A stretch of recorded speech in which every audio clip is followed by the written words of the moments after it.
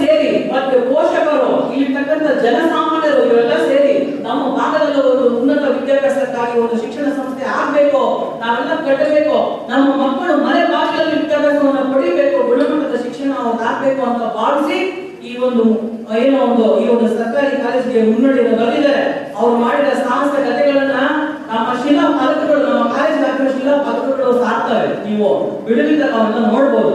ಹಾಗಾಗಿ ಮೊಟ್ಟ ಮೊದಲನೇ ಬಾರಿಗೆ ಈ ಆಯೋಜಿಸಲಾಗಿರುವ ಕಾರ್ಯಕ್ರಮದಲ್ಲಿ ಎಲ್ಲಾ ವಿದ್ಯಾರ್ಥಿಗಳು ಚೆನ್ನಾಗಿ ಓದಿ ನಮ್ಮ ಕಾಲೇಜಿಗೆ ಮತ್ತು ವೇಗಕ್ಕೆ ಒಳ್ಳೆಯ ಹೆಸರು ತರಬೇಕು ಅಂತ ವಿನಂತಿಸುತ್ತೇವೆ.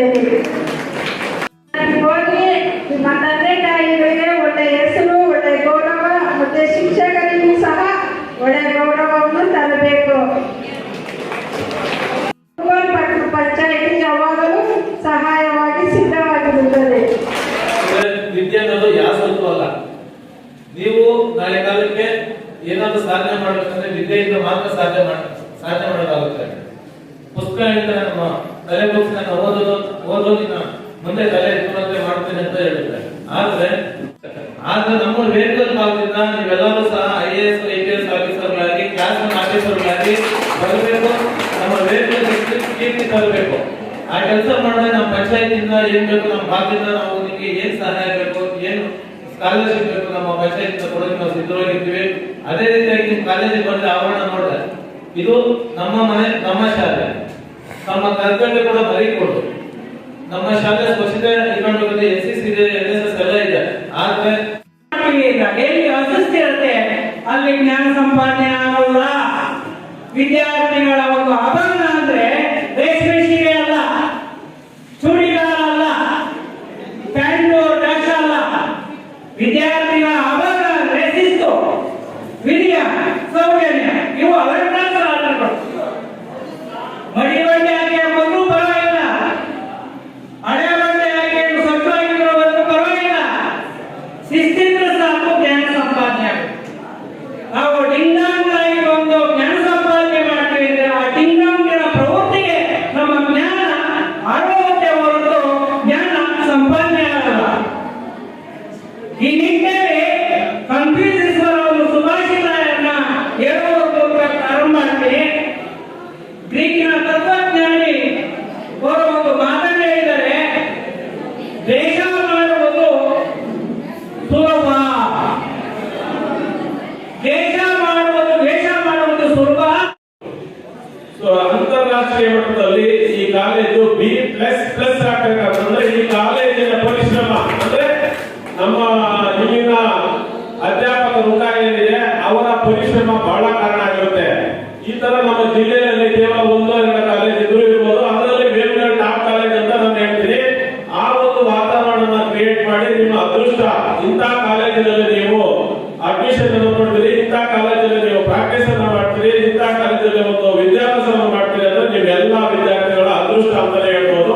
ಸೊ ಇಲ್ಲಿ ಇರ್ತಕ್ಕಂಥ ಸುಮಾರು 200 ಏನು ವಿದ್ಯಾರ್ಥಿಗಳಿದ್ರೆ ಆ 200 ವಿದ್ಯಾರ್ಥಿಗಳು ಕೂಡ ಸಮಾಜದಲ್ಲಿ ಒಂದು ಮಾದರಿಯಾಗಿ, ಯಾವುದೇ ಕ್ಷೇತ್ರ ಆಗಿರ್ಬೋದು, ಯಾವುದೇ ಕ್ಷೇತ್ರದಲ್ಲೂ ಕೂಡ ನೀವು ಮಾದರಿಯಾಗಿ ಜೀವನದ ಮೌಲ್ಯಗಳನ್ನು ತಂದು ನೀವು ಮಾದರಿಯಾಗಿ ಬೆಳೆಯೋದ್ರ ಜೊತೆಗೆ ನೀವು ಕೂಡ ಸಮಾಜಕ್ಕೆ ಕಾಂಟ್ರಿಬ್ಯೂಟ್ ಆಗಿ ಬೆಳಿಬೇಕು ಅನ್ನೋದು ನನ್ನ ಆಶೀಸ್ಸು.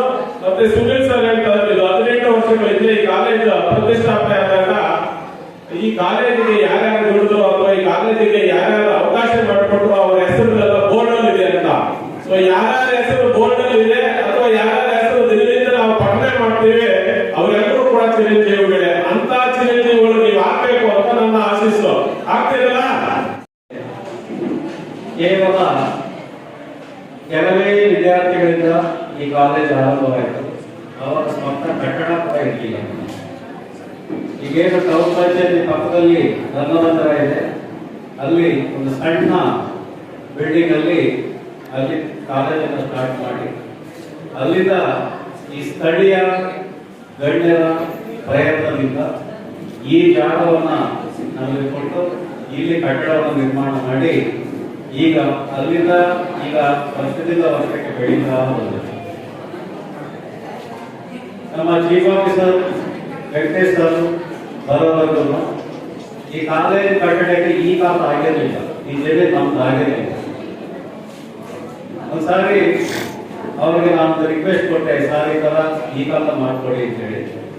ಅದಕ್ಕೆ ಅವರು ಕೆಲವು ಸಣ್ಣ ಪುಟ್ಟ ಡಾಕ್ಯುಮೆಂಟ್ಸ್ ಅನ್ನು ಕೇಳಿದ್ರು. ಆ ಡಾಕ್ಯುಮೆಂಟ್ಸ್ ಅನ್ನ ಕೊಟ್ಟೆ ನಾನು. 5 ರೂಪಾಯಿ ಕೂಡ ನಮ್ಮಿಂದ ತಗೊಳ್ಳೋದಿಲ್ಲ.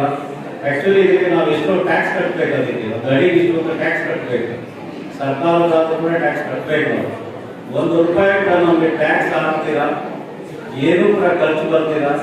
ನಮ್ಮ ಕಾಲೇಜಿನ ಈ ಜಾಗ 2 ಎಕರೆ ಜಾಗವನ್ನ ನಮ್ಮ ಕಾಲೇಜಿನ ಹೆಸರಿಗೆ ಈಗಾಗಲೇ ಮಾಡಿಕೊಟ್ಟಿದ್ದಾರೆ ನಮ್ಮ ವೆಂಕಟೇಶ್ ಅವರು. ಅವರಿಗೆ ನಾವು ವಿದ್ಯಾಲಯದ ಬ್ಯಾಂಕ್ ಅನ್ನು ನಾವು ಪಡ್ಕೊಂಡಿದ್ದು ಬರೀ 7 ಮಾರ್ಕ್ಸ್ ಇಲ್ಲ. ಆ 7 ಮಾರ್ಕ್ಸ್ ಏನಾದ್ರು ಬಂದಿದ್ರೆ ಬೆಂಗಳೂರು ವಿಶ್ವವಿದ್ಯಾಲಯದಲ್ಲಿ ಫಸ್ಟ್ ರ್ಯಾಂಕ್ ನಮ್ಮ ಕಾಲೇಜಿಗೆ ಬರ್ತಾ ಇದ್ದೀವಿ ಸರ್. ಹಾಗೆ ನಮ್ಮ ಕಾಲೇಜು ಬಿ ಗ್ರೇಡ್ ಅಲ್ಲಿ ಇತ್ತು. ಮ್ಯಾಥ್ ಅಲ್ಲಿ ನಾನು ಬಂದಾಗ ಬರೀ 1 ತಿಂಗಳಲ್ಲಿ ಮ್ಯಾಥ್ ಸಮಿತಿ ಬಂತು. ಅವಾಗ ಏನ್ ಮಾಡೋದಂತ ನಮ್ಗೆ ಇವರು ಹೊಸದು, ಅವಾಗ ನಮ್ಗೆ ಏನು ಗೊತ್ತಿರಲಿಲ್ಲ. ಆದ್ರೂ ನಮ್ಮ ಪಟ್ಟಣ ಪಂಚಾಯತಿ ಕಡೆಯಿಂದ ನಮ್ಗೆ ತುಂಬಾ ಒಳ್ಳೆ ಸಪೋರ್ಟ್ ಸಿಕ್ತು. ಹಾಗೇನೆ ಎಲ್ಲ ಉತ್ತಮ ಸ್ಟಾಫ್ ನಮ್ಮಲ್ಲಿ ಇತ್ತು. ಹಾಗಾಗಿ ಇಡೀ ಸ್ಟೇಟ್ ಅಲ್ಲಿ ಈ ಜೋರಲ್ಲಿರ್ತಕ್ಕಂಥ ಕಾಲೇಜುಗಳಲ್ಲಿ B++ ತಗೊಂಡಿರ್ತಕ್ಕಂಥ ಏಕೈಕ ಪ್ರಥಮ ಕಾಲೇಜ್ ಬೇರೆ. ಆಮೇಲೆ ನಮ್ಮ ಕಾಲೇಜ್ B++ ತಗೊಂಡ ಮೇಲೆ ನಮ್ಮ ಕಾಲೇಜಲ್ಲಿ ಹೇಗೆ ಮಾಡಿದ್ದೀರಿ ನೀವು ಅಂತ ಹೇಳಿ ಸುಮಾರು ಕಾಲೇಜುಗಳು ನಮ್ಮ ಕಾಲೇಜಿಗೆ ಬಂದು ನಮ್ಮ ಕಾಲೇಜಲ್ಲಿ ಇರ್ತಕ್ಕಂಥ ಎಲ್ಲ ಡಾಕ್ಯುಮೆಂಟೇಶನ್ ತಗೊಂಡು ಅವರು ಮತ್ತೆ B++ ತಗೊಂಡಿದ್ರು. ಆವಾಗ ಸುನೀಲ್ ಬಂಗಾರತಿರ್ತಿಯಲ್ಲಿದ್ರು. ಸುನೀಲ್ ಬಂಗಾರತಿರ್ತಿಯಿಂದ ಇಲ್ಲಿ ಬಂದಿದ್ರು. ಇಲ್ಲಿ ಬಂದು ನಮ್ಮ ಕಾಲೇಜಿನ ಡಾಕ್ಯುಮೆಂಟೇಶನ್ ಇಟ್ಕೊಂಡೋಗಿ ಅಲ್ಲಿ ವರ್ಕ್ ಮಾಡಿ ಅವರು B++ ತಗೊಂಡು. ಆಮೇಲೆ ಹಾಗಾಗಿ